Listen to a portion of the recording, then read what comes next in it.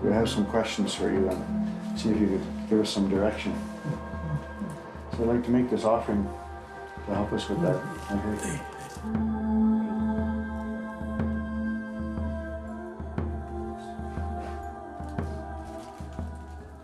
As Aboriginal people, when we seek knowledge, we offer protocol.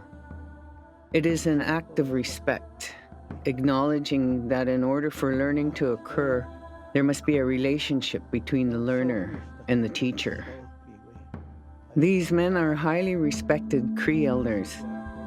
They speak the language and perform the ceremonies that have been passed on from generation to generation.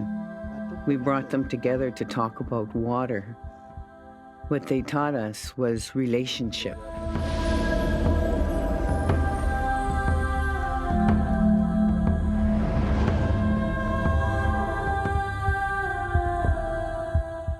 We had 4 people that came together to start us off right. There's a lot of emotion involved because they mean what they say. From a very deep spiritual place comes the teaching about every decision you make today will have an impact on 7 generations.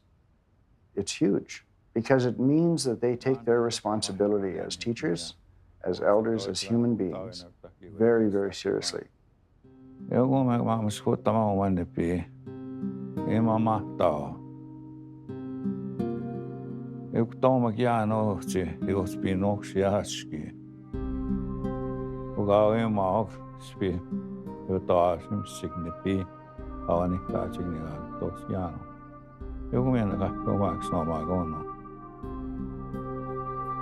Our relationship with our mother, the earth, the relationship with the water, with all of the different plants and the medicines, the herbs, the animals, the birds, all the 4-legged beings, everything that we encounter in our lives, there's a relationship. When we talk to the elders about worldview and we talk to them about relationships, they describe to us, or at least the Cree Elders talk to us about something called reconciling, the doctrine of relationships, or the rules that are in place that keep relationships healthy. Those rules were guidelines that helped us to understand what my relationship with my kid is, what my relationship with my community needs to look like, and what are the rules that inform those relationships. The cyclical nature of life is a fundamental understanding for Indigenous cultures around the world. For thousands of years, this understanding has been carved into stone and embedded in our philosophy. This spiral represents Cree worldview, the interconnected nature of all human relationships. A worldview is the way we see and interpret the world. It includes our philosophy, values, and beliefs.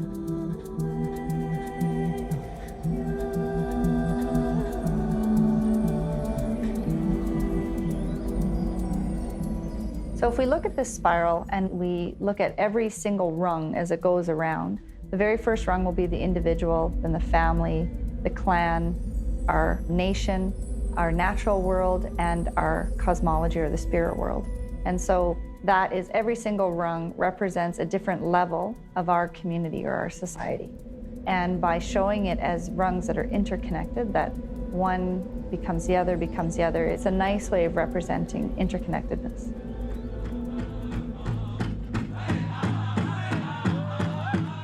The first relationship is between the Creator and the Cree people.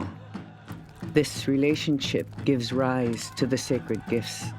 The land, water, animals, plants are considered sacred, given to us by the Creator.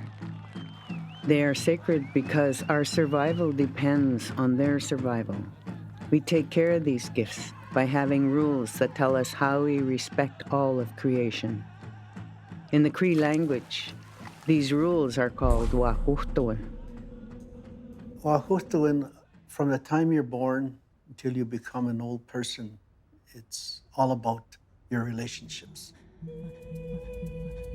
Wakuhtoan is represented by the spaces in between each rung of the spiral. It is the rules about how we are to relate to and show respect for all our sacred gifts. Hi, ki sta tweet big ki. Ha get ko to sich po ani kana so ka pi ki kamanistu. Jo asian tismanatitan apunipe. Apoya kawe hangi traunan kawe mitawya hangpek kawe pakasumwa pukan stemas tahay kimanati tahamampe. There's a lot of things that the Indian people have, but the most important thing is water. We thank the Creator, and we thank the spirit of the water. We give him tobacco, so this water stays pure, clean. Protect the nature. All the animals that come to drink from here, be good, healthy. That's what it is. Those are the actions of a human that are small in some ways, but they're huge because it creates that relationship, that attitude towards that water. It's just one of our important elements in our way of life, and it's very sacred to us because we also take water as part of our cultural ceremonies. And the sweat lodge is used in there. When you put that splash on that rocks, the steam washes the sickness, purifies the body. The water is something that is part of me, and I need to respect the water. It brings life to my table. Like I go hunting, I get a moose, whatever food there is out there along the river, I'm sure they bring it home. I gotta respect the water because if the water changes, my life's gonna change with it. Cree philosophy is based on ensuring the survival of humans and the physical world. Life is lived in a sustainable way because what we do to the land, we do to ourselves. We are interconnected and in relationship with everything around us. Anything that gave us life was considered holy, sacred. The air that I breathe, the water that we drink, and the food that we eat, all of that gives us life, and we treat it with respect. When we pick medicines, we have to take tobacco and we have to put it in Mother Earth and thank Creator for giving us this medicine. It's what I should be doing. It's my job, and I feel very important in that I pass on my tradition, my culture to my grandchildren. You know, because it's as a grandmother, this is what I should be doing. The water is medicine for us, the people. Sometimes we have aches in our bone or headaches and all. We ask for a blessing that the water can help us and to heal us. And I feel that it's healthy.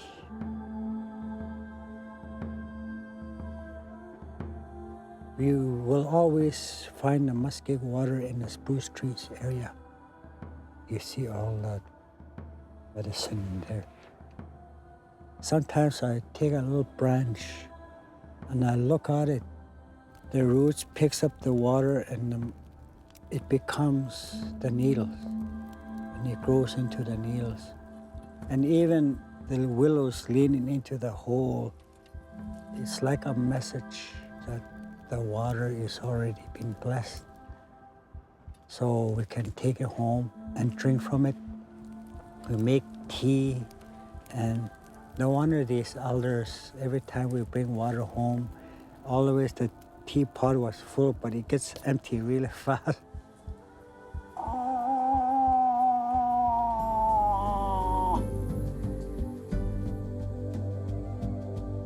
It is about survival. And in order to survive, you need relationship with your family, with the community, with the land.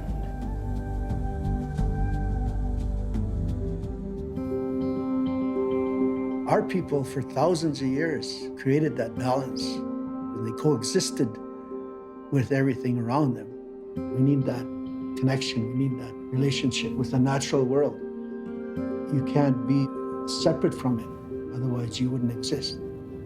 So what we try to do as a people is to fit into that, to become a part of it, and not to try to overpower it or control it. We're not dominant over anything, that we as human beings are only just like a ripple or a piece of sand that's on a beach, you know. That's how small you think we are in the whole creation. It's so beautiful in the beginning when you look at this, everything was in balance, everything had reason to be there. You look at the water and you're standing on the earth, Mother Earth, and the sun is shining on you, and you're breathing air, breath of life. One cannot go without the other, or there'd be no life.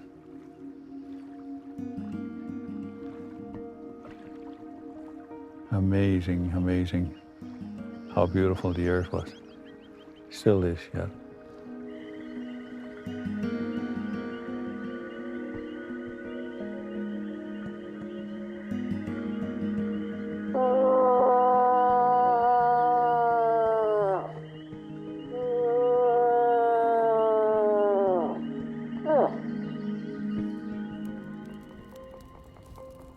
Knowledge about who we are and our place in the world is earned through ceremony. A fasting ceremony teaches us not only about sacrifice, but about our relationship with water. You know, the one time I fasted, I remember the only thing I thought about was water. I never thought about food. I wasn't hungry. I was thirsty. You know, that was what was the hardest part of fasting. But when you want to talk about water, how precious it is for life, that's what you need to do. When you go out there without food and water for 2 days, 4 days, you will know that that is life itself.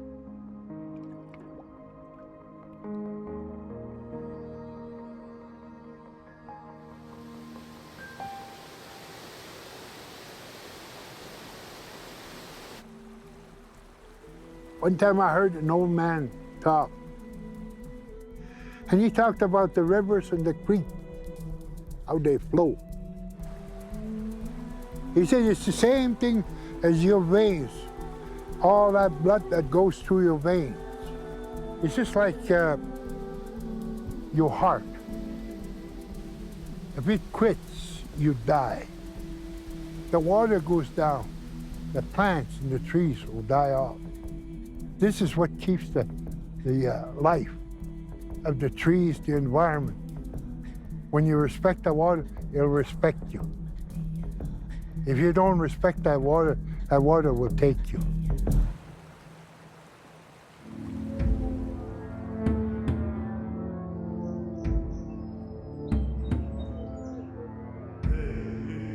Our people were taught how to respect everything.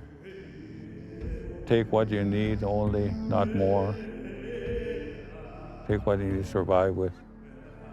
But as different cultures come in, then all of a sudden things begin changing. Our people started hunting animals for the fur trade, different things like that, you know, and started losing those teachings of that respect already. And so we create an off balance in everything. The history of colonization is a story that's still mostly told from the colonizer's perspective. There is more to that story. There was a clash of worldviews that happened upon contact. When European people came here, they looked at Indigenous people and made a lot of assumptions. The people were primitive, they were savage, they had no philosophy, they had no relationship with a creator, that they were heathen, pagan. There were a lot of words that were used to describe Aboriginal people. The newcomers that came over overlooked the knowledge that was already here. And it was so predictable to where we're at today because of the lack of relationship to the land and not asking the Blackfoot, the Cree, how were you able to sustain a civilization this long? And the early ethnographers that came to us didn't do us any favor when they start using words like primitive, nomadic. Those have very negative connotations and connotations that justify ignoring the knowledge that was here. From that perspective, the entire society was discarded as being less than European society. Never mind their philosophy and their science. There was an assumption those didn't even exist. However, there's a lot of scholarly work that has proven what the elders have told us, that prior to contact, there was an intact worldview, a philosophy of Indigenous people. There was a pedagogy of teaching this philosophy. There was a science that came out of that philosophy, a way of seeing the world and knowing the world around us. And it was a successful way of seeing the world because people were surviving and doing quite well. Since 1763, the Indigenous worldview has been under attack, not with guns or bombs, but with this paper. When you want to justify something, in our case, murderous, what do? You legislate it. More than 100 years prior to the enactment of the Canadian Constitution in 1867, there were numerous government policies created and implemented to address the Indian problem. The first was the Royal Proclamation of 1763, which placed Aboriginal people under the protection of the British Crown. In 1850, 2 acts were passed that took away the legal right of Indian nations to determine their own membership. Soon after that, the inferior status of Indian identity was written into legislation. And in 1876, the Indian Act was passed. Aboriginal people were now dependent wards of the state. In 1884, the Indian Act was amended to protect Indians from their own cultures by prohibiting ceremonies. Jail terms of 2 to 6 months would be given to anyone engaging in ceremony. Funded by the federal government and contracted out to church organizations, the residential school system was established with the ultimate goal to remove children from their families, assimilate them, and eventually be rid of Aboriginal identity, tribes, and culture.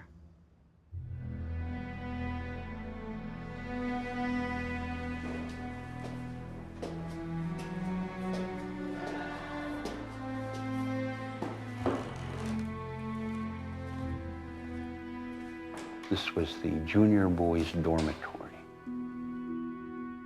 And I would be staring at the ceiling all night, really lonely. I was lonely for my parents, my grandparents, because my home is just over here. And I'd miss them so terribly. And so this, what was our dorm, really represented that disjointedness.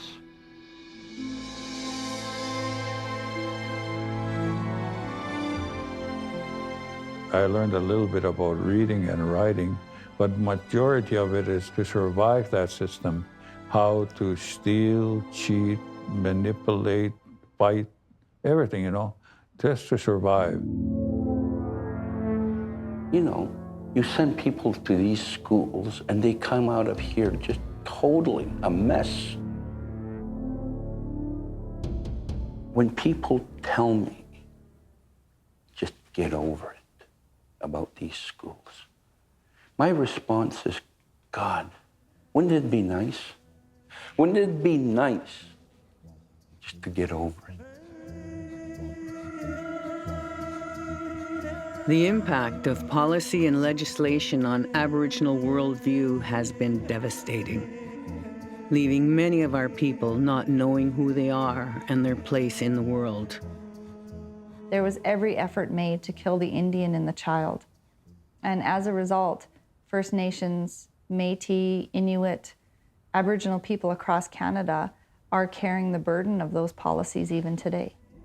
So if we go back to our spiral and we say that we needed to understand Wahkotowan, or those rules of relationships, to hold that spiral up, as these policies were tabled, they were direct attacks on our ability to understand Wahkotowan, for the elders to teach us what Wahkotowan meant. And that was the attack on the infrastructure that kept that spiral up. And as that infrastructure was attacked over and over and over again, the spiral begins to fall, and rungs begin to touch each other, and those healthy boundaries of respect between the rungs, those boundaries are gone. And eventually, even though Wahkotowan still exists, it's not being taught, and that spiral falls down. These residential schools took everything away like that. And how is it that you're supposed to raise your children, you know, how to respect themselves as well as creation and that, you know, yeah. The more I think about it, it has everything to do with water. We need to talk about this. Water gives us life. And when people have very little regard for young children's life and can put them in residential schools, it's the same kind of thinking, I can destroy this water, without ever thinking, what are the consequences of my actions?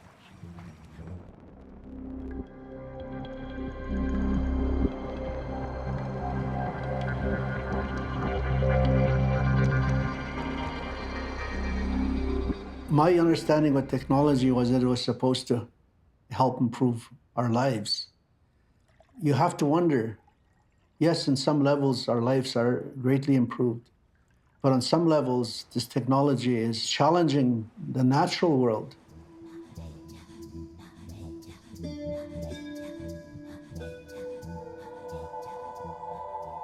But long time ago, this water, they were talking about Athabasca. Long time ago, we used to use it lots. We used to go down the river and wash our clothes with it. We used to eat fish from there. That's how I lived long time ago. Now today, nothing. Everything, nothing.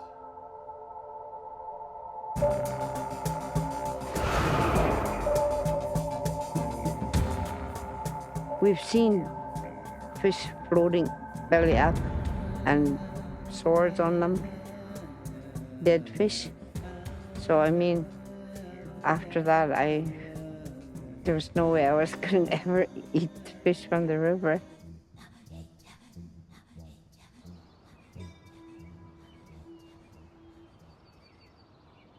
When you go to the lake now, you'll be just, the silence will just deafen you. You might hear a loon, you might see a pelican, you might see the absence of life, well, it's just sad. We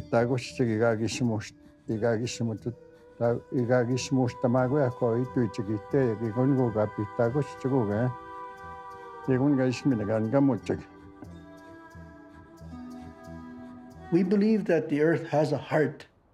It has organs like a human being. A mother that nourishes us. And here we are as humans, her children are prodding at her and taking stuff every day without even saying thank you. They're taking so much, so few people are benefiting from so many years. It's not right. And yet the people that are living in there are poor. Not only they're physically poor, living in poverty, their health is being affected every day. I mean, they come forward and say, well, we'd like to have a meeting with you and say, because we're a new plant, we're going to put a new plant up and that. And meanwhile, they already have all the papers that says go ahead. When I travel to the communities and talk to community people and elders and see the hurt, the despair when you talk about the environment, the water, the land, the hurt they feel is the fact that no one's talking to them. No one seems to care. We always seem to be run over. We can't, anything we have to say, it doesn't matter. They're supposed to come and talk to us and ask for our input or whatever we have to say. It always seems to be after the fact. After the fact, then it's after the fact. Yeah. Signed, sealed, and delivered, and then it's done deal, and then they tell us about it. They always say, we'd like to hear your concerns. Well, our concerns are this, and water is one of them. The air, everything that we need, that we lived on, is taken away from us. It's pretty discouraging. Yeah, very discouraging. Yeah. A lot of times I felt that too. I felt like, what's the use, We see so much problems, addictions, and, so much hate and anger and resentments. But there's a deeper issue going on.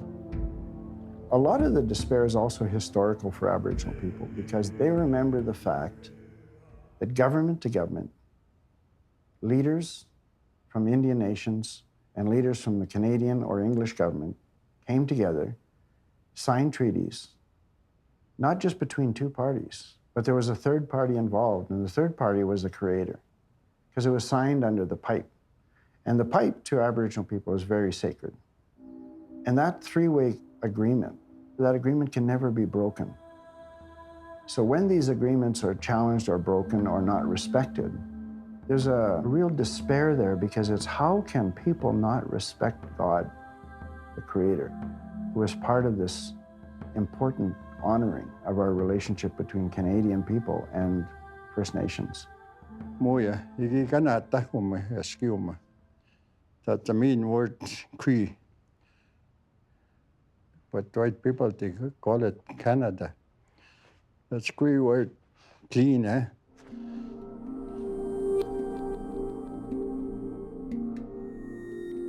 Nobody is suggesting that we go back and live in teepees. Not that it won't hurt us.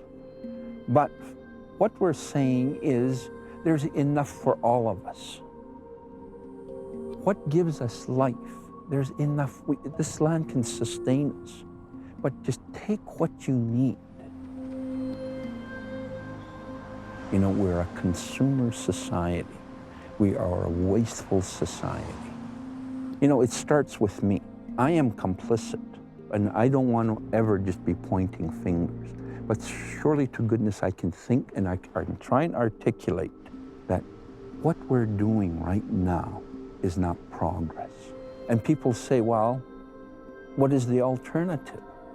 Well, the alternative is we're not stupid, are we? To use our imagination.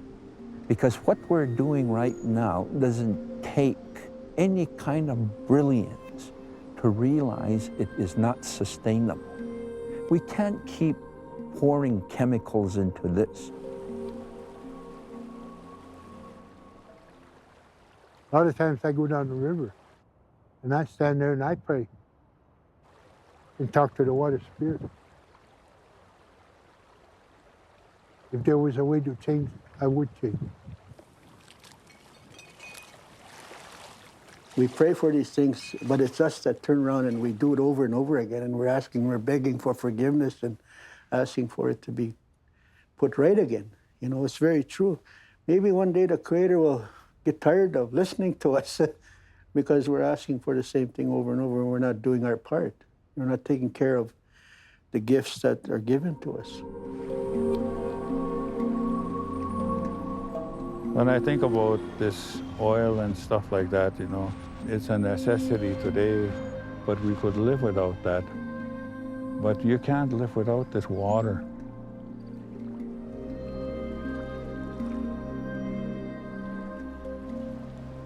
So it's up to us, I guess, to try and teach, you know, people to respect water, that water is life. Without water, we perish.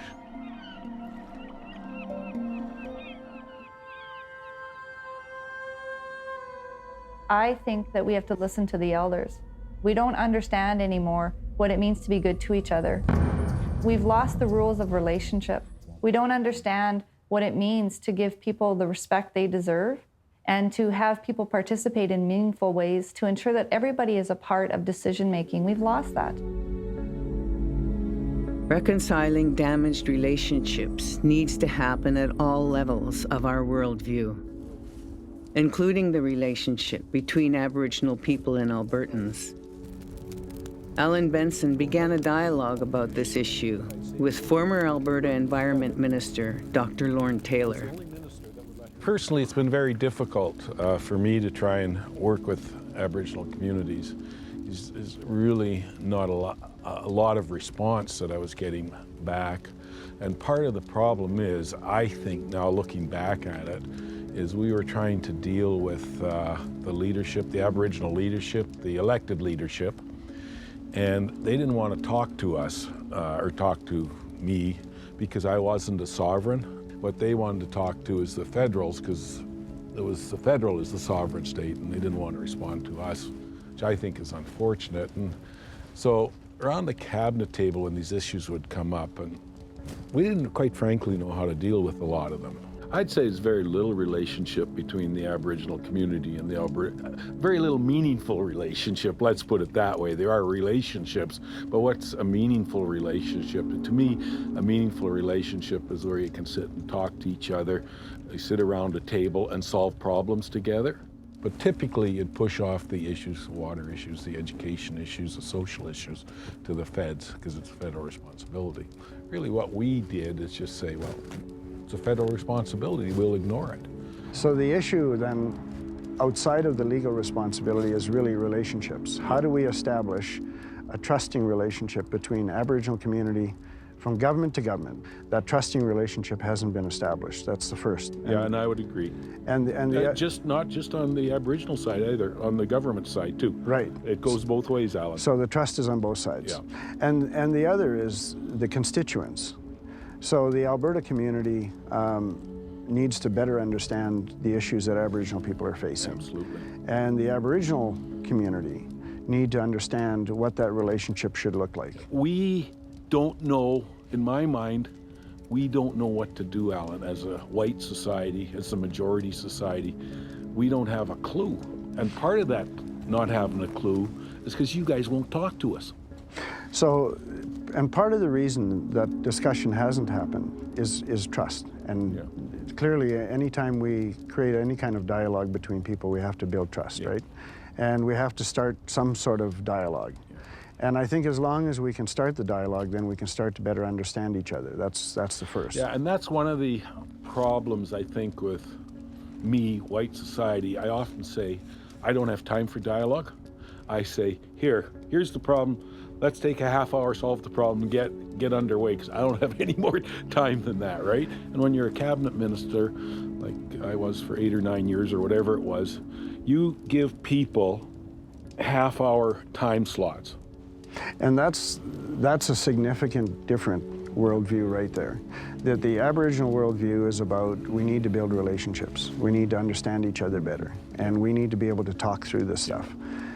We need to be able to do it through the right protocols. Yeah. And because it's not today's issue, it's how it affects us next 7 generations. Yes. Whereas, as you said, government's perspective is let's get a quick fix. Yeah. Let's make a decision. Have time. We don't have time. We operate in 4-year segments, right? Yeah. Because I got to stand for election 4 years from now. And I used to say, quite frankly, which my wife said, don't say it because you're being too cynical, but it's absolutely true. My next election campaign started the day I got elected. The solutions for the problems that have been created over the last couple hundred years are not outside the Aboriginal community. The solutions are within the community. Yeah. So the Aboriginal community and Albertans have to come together in this dialogue you're talking about. Yeah. You're right, outside the political realm. Yeah. Some relationships are just easier to build than others. Here are University of Alberta water scientist Dr. David Schindler and Cree Nakota grandmother Violet Putra. We just need to get together and tell the people, not just Aboriginal people, but tell the rest of the people, well, let's do it together. Let's start respecting our water and what Creator has provided for us. Not just water, life in general, the trees and the animals and everything else that He's given us. I think the sort of natural meeting ground is where the science was when I started in science about 5 decades ago. I started as a good naturalist. Most of these Aboriginal people who've grown up on the land are good naturalists, and it's a very powerful tool that we need to reincorporate in the way we do science. It isn't all about more sensitive instruments and more powerful computers. I can remember in the early days of studying pollutants, we thought we were great when we could analyze the chemistry to parts per thousand. And then a decade went by and we could measure to parts per million, and then parts per billion. And now for some chemicals, we can measure to parts per trillion. But the peculiar thing is that for some chemicals, closely behind being able to analyze them at that level, toxicologists were coming in and analyzing whether they were toxic. And we now know that some things are toxic at parts per trillion. To me, that tells me that there's some deeper water ethic that we need. And the closest I see to that water ethic is what I see in older Native people. I see that a reconciliation between our sciences is one of the first places we can start. We can look at Western science and we can look at Indigenous science. And in this project, that's what we've been doing. And mostly we found common ground. Well, I grew up with teachings around water. I mean, everything we did, we fished, we hunted, and with my mushroom on the trap line, he would take us out to the beaver dams and he'd pick medicines. He wasn't teaching us about what each medicine was used for because we didn't have a right to know that yet, but how important water was to feeding those medicines. And so growing up in that environment and spending as much time as we did in the lake country, it was just part of who we were. I grew up on the Lake of Constance, which is a really huge lake and one of the major water reservoirs for drinking water for as well Switzerland, Austria, as also Germany. So as kids, we used water for recreational purposes, for going fishing, sailing, rowing, swimming, throw each other in the water and just have fun. The water was kind of the part which you had fun. So water is part of my life. And actually what I have also told my family is the day I die, I want that they throw my ash into the Caribbean because it's water and it's warm water. I don't like to freeze, even if I'm dead. So, but it has to be in the water. It has to be in the water. Water is emotional. You cannot explain water. You have to feel water. The structure of the water is fascinating. When you go down to the very smallest part, the molecules, for example. Molecules, they sit kind of like that on top of one another. And in the liquid state, the water is actually the heaviest. So that's why the ice swims on the top.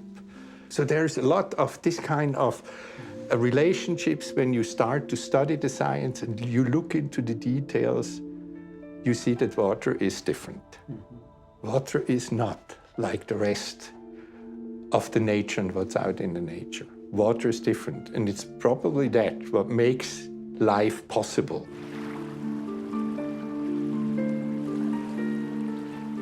So I'm trained as a chemist. So when I studied how to measure things.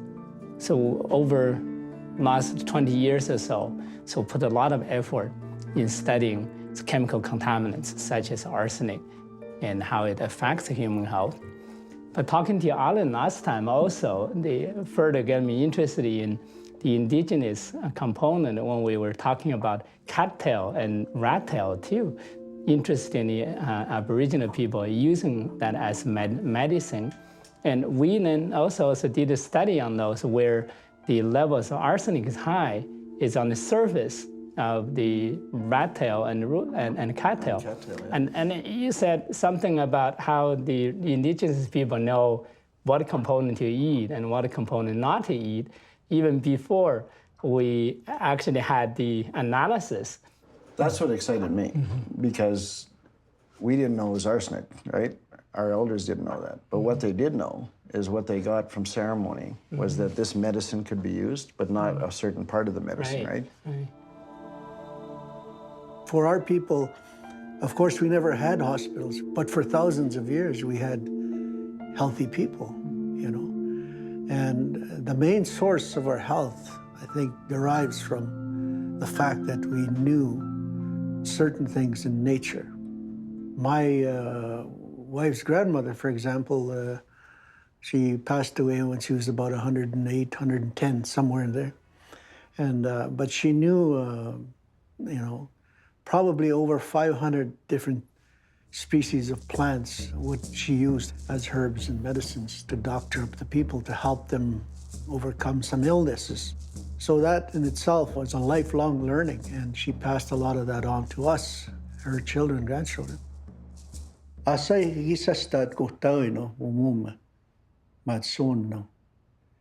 other words, the Creator had already put in place everything we need to live, right?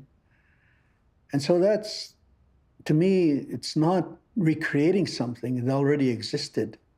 It's reclaiming it and restoring it and recognizing that we need to do this if we're going to survive as a species, as a people. When we have our spiral so full of chaos and the relationships are so damaged, first and foremost, we need to create space for that infrastructure to be put back in, that Wahkotowan that provided the scaffolding and the infrastructure so our spiral can be whole and beautiful and functional. We need to first put the Wahkotowan back in. You know, and that's a Cree term, but what we're saying in English is that we all need to be operating using the same playbook, the exact same rule book, the same values and caring and connectedness to each other, that there's a place for that within that spiral. We can protect our water resources and have the natural water resource, but if we have messed it up, we have to clean it up. There is no other way around, because we have been polluting the water with all our activities. And we have to do the same effort as we did for polluting it to clean it up again. This is, I think, there is where we could really find each other. Yeah. Because we have both the same, we want both the same. We want to have healthy, clean water. But it just goes back to Wahkotowan, right? For something to be sacred, there has to be a trust relationship with it. It's the sacred relationship is essentially a trust relationship. It's a connected relationship with the water. And to do that, we have to have a sacred relationship with each other. Wahōtēwān would provide for us an opportunity to shake hands, to be able to say, you know what, that was a bad day we had yesterday, but I forgive the situation, I forgive you, and I forgive myself, as an example. So you create that wahōtēwān again, you create that relationship, you repair it.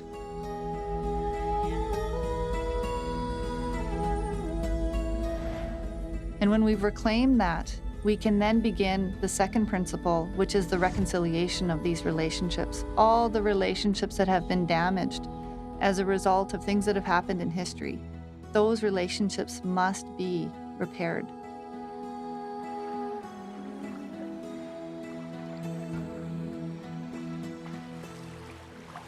In our language, we call it wahōtēwān, which is, it's a broad term talking about relationship in general, relationship on an individual level to family, community, nation.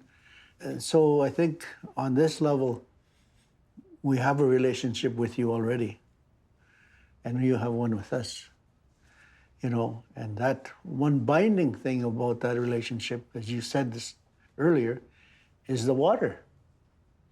We are connected that way, and maybe that's really what the Creator wants us to see. And then that brings us to our third principle, which is self-determination. Nobody else is responsible for our relationships but us. We can't expect the government to do it for me. I can't expect other people to fix my relationships. I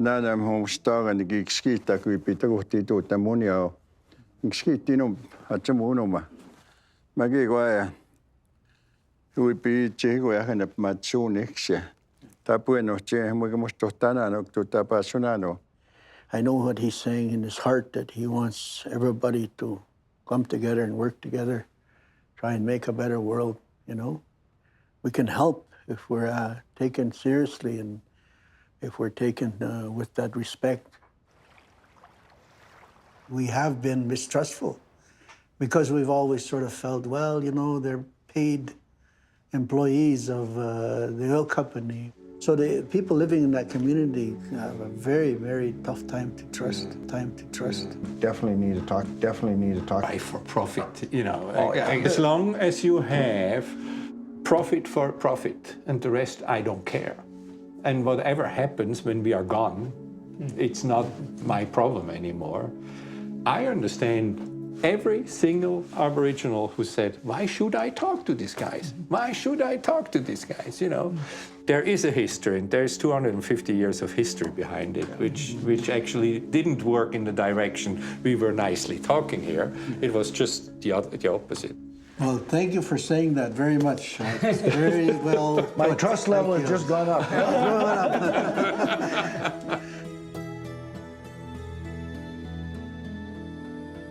I really believe that if your prayers are in the right place, which is in your mind and in your heart, and you're really believing what you're doing, even at your level, which is the scientific level, you could still make things better just by believing that we've been given a very beautiful place in this country, on this side of the earth, a very, very beautiful country. We have to appreciate that and thank the Creator and start taking better care of our country in more ways than one. I agree totally.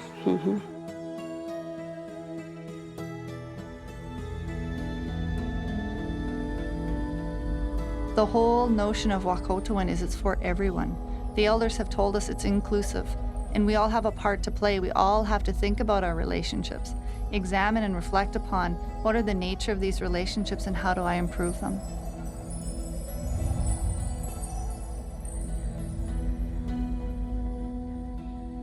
Maybe I shouldn't say this, but I feel like saying, I don't come here to play, suht. Kui tapu anoma, niistä kisin tapuin kaskitana, teki vitsakin sinu oassakote.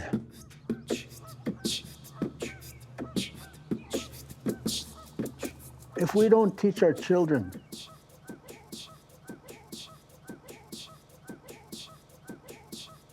and our grandchildren how to respect the environment, how to respect those birds, those animals, the trees, what kind of a world is that going to be? We always hear this term growing up. What kind of a world are we going to leave for our children? I ask, what kind of a child are we going to leave for the world?